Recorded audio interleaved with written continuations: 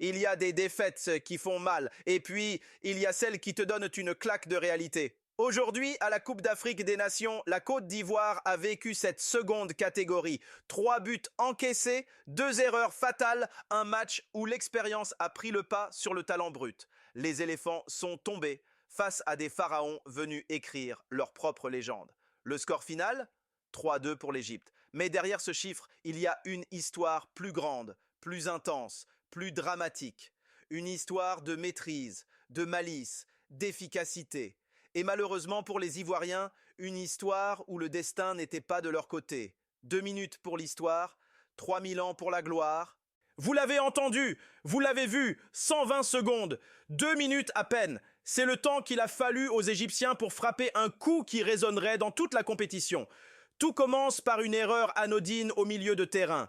Une perte de balle qui semble presque banale, une passe mal ajustée à Franck Kessié, rien qui n'aurait dû faire trembler l'Ivoirien moyen dans ses bottes. Mais c'est là que Marmouche entre en scène.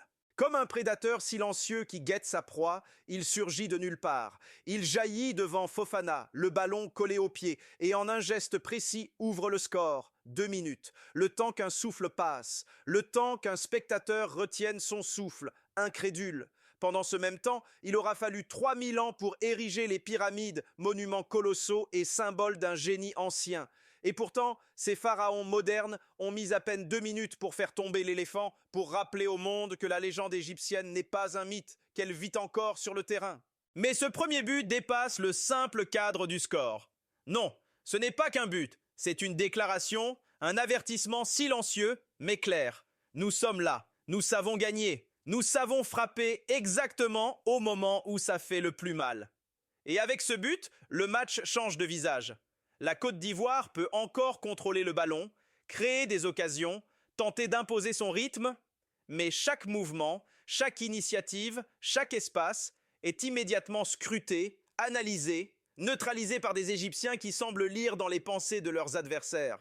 À partir de cet instant, on ne parle plus seulement de football, on parle d'intelligence collective, de stratégie millimétrée, de patience et de précision. Les Ivoiriens courent après le ballon, mais c'est comme s'ils tentaient de capturer des ombres. Chaque percée est anticipée, chaque dribble est surveillé, chaque passe est contrée avant même qu'elle ne devienne dangereuse. Et dans cette maîtrise froide et implacable, on comprend que les pharaons ont transformé un simple match en leçon d'efficacité, en rappel historique. Sur un terrain, comme dans l'histoire, l'expérience et la malice peuvent vaincre le talent pur. Un plan de match digne des anciens rois. Et dès ce premier but, on sent que la rencontre prend une toute autre dimension. La Côte d'Ivoire peut toujours contrôler le ballon, créer des occasions, tenter d'imposer son rythme, mais face aux Égyptiens, chaque geste devient un piège, chaque espace ouvert un danger imminent. Parce que ces pharaons-là n'ont pas seulement frappé vite, ils ont joué intelligemment. Ils sont venus avec un plan simple mais diablement efficace.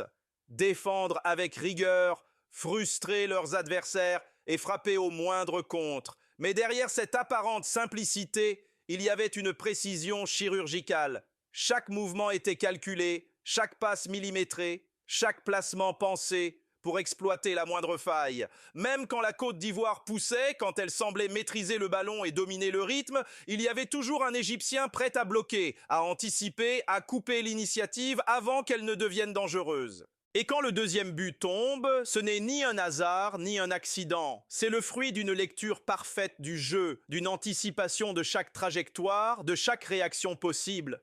Un but qui fait comprendre à tout le monde la différence entre un prétendant et un champion.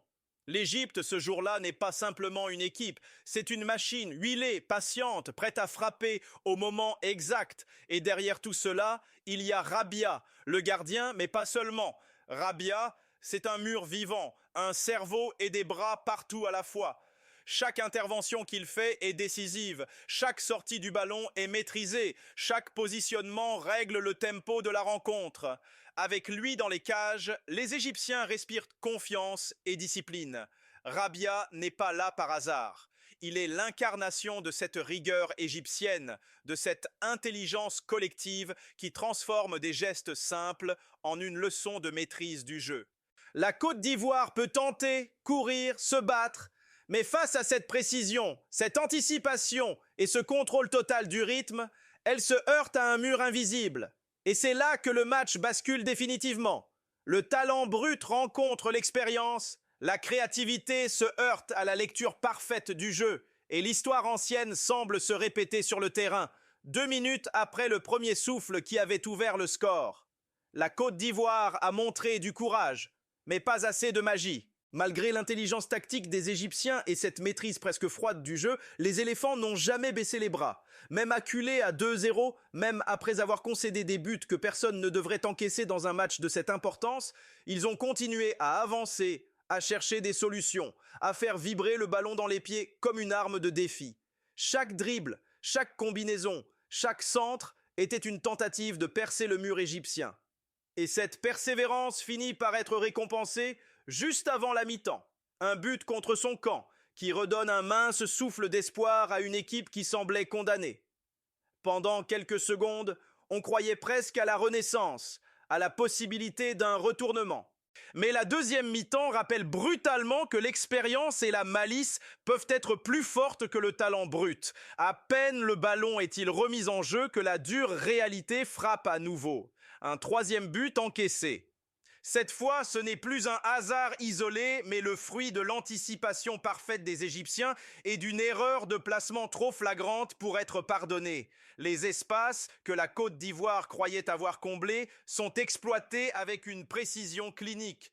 Mohamed Salah, lui, est en feu. Chaque passe, chaque ouverture, chaque ballon qui lui arrive semble dessiner une trajectoire inévitable vers le but. Les Ivoiriens, malgré leur talent et leur expérience, apparaissent comme des marionnettes dans un théâtre orchestré par la tactique égyptienne. Et pourtant, la Côte d'Ivoire refuse de se rendre. À la 73e minute, Géladoué surgit au bon endroit, profite d'un cafouillage dans la surface et réduit le score à 3-2. L'espoir renaît dans les tribunes, sur le banc, sur le terrain. Mais le temps s'écoule, inexorable, et les jambes commencent à flancher. Les joueurs clés montrent des signes de fatigue, la créativité se fait rare, et les changements tardifs de l'entraîneur n'apportent pas le souffle nécessaire pour inverser la tendance. La Côte d'Ivoire pousse, tente, implore le ballon, mais chaque action est contrée, chaque percée stoppée, chaque minute perdue sous le poids de l'expérience et de la discipline égyptienne. Ce match devient alors une véritable leçon de résilience et de maîtrise. La Côte d'Ivoire, brillante et courageuse, se heurte à l'efficacité froide des pharaons. Elle ne s'incline pas par manque de talent, mais par la supériorité tactique et l'intelligence collective d'une équipe qui semble avoir étudié, anticipé et contrôlé chaque scénario possible. Et tandis que le temps s'égrène vers la fin de la rencontre, on comprend que ce match n'est pas seulement une rencontre de football, c'est un chapitre d'histoire où l'expérience ancienne des pharaons l'emporte sur la fougue des éléphants modernes. Le génie de l'expérience versus la fougue du talent. C'est là toute la leçon de ce match. La Côte d'Ivoire avait la technique, la vitesse, l'énergie et ce talent individuel qui pouvait faire basculer n'importe quelle rencontre. Mais face à eux, il y avait l'Égypte, une équipe où chaque geste est pesé, chaque décision anticipée, chaque espace exploité avec une précision presque surnaturelle. Ce n'était pas seulement du football, c'était une démonstration de lecture du jeu à la perfection. Chaque mouvement égyptien semblait calculé pour faire vaciller le plus petit maillon faible de la défense ivoirienne. Chaque passe, chaque placement, chaque accélération sur le contre, tout avait un but précis. La Côte d'Ivoire pouvait courir, attaquer, tenter de submerger ses adversaires, mais elle était constamment contrée par un cerveau collectif, affûté et par une discipline de fer. Même dans les dernières minutes, quand la fatigue se faisait sentir, les jambes tremblaient et la créativité commençait à s'éteindre, les pharaons savaient exactement quoi faire pour conserver leur avantage.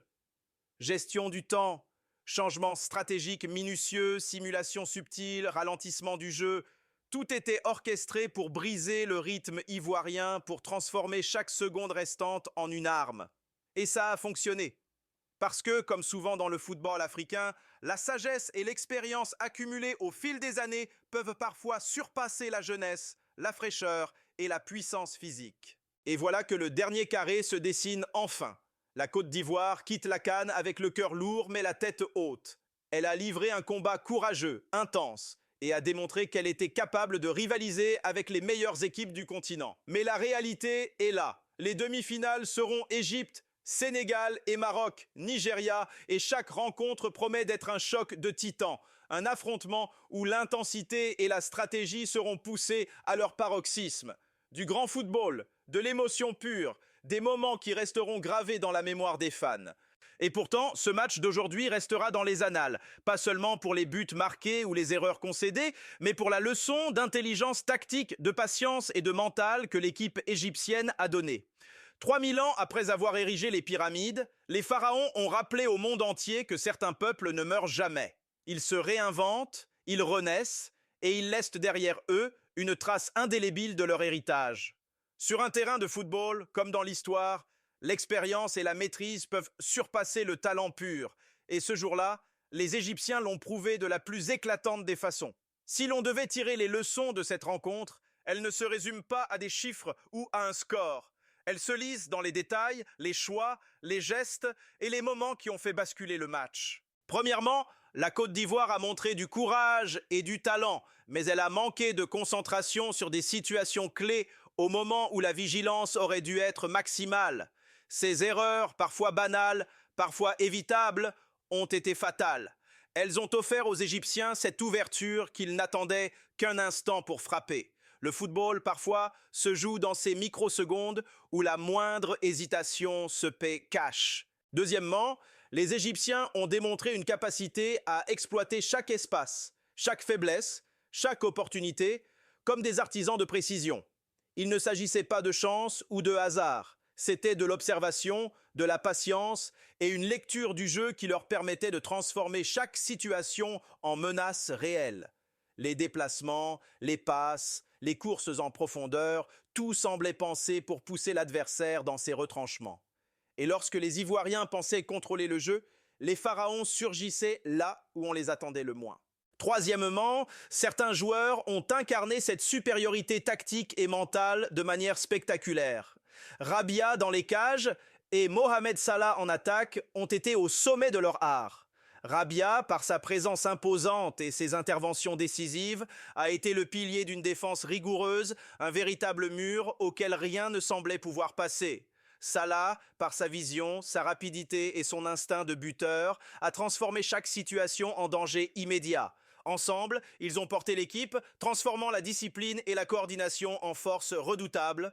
Enfin, ce match a rappelé une vérité universelle dans le football. La discipline, la rigueur et l'expérience l'emportent souvent sur le talent brut et la fougue individuelle. La Côte d'Ivoire avait la technique, l'énergie et des joueurs capables de moments de magie. Mais face à l'intelligence collective, à la patience calculée et à l'expérience accumulée des Égyptiens, même le talent le plus éclatant peut se heurter à un mur. Ce match restera dans les mémoires non seulement pour ses buts et ses retournements, mais surtout comme une leçon de maîtrise, de lecture du jeu et de mentalité. Les pharaons ont rappelé au monde entier que la grandeur ne réside pas uniquement dans la puissance ou la vitesse, mais dans la capacité à anticiper, à contrôler et à savoir frapper exactement au moment où ça fait le plus mal.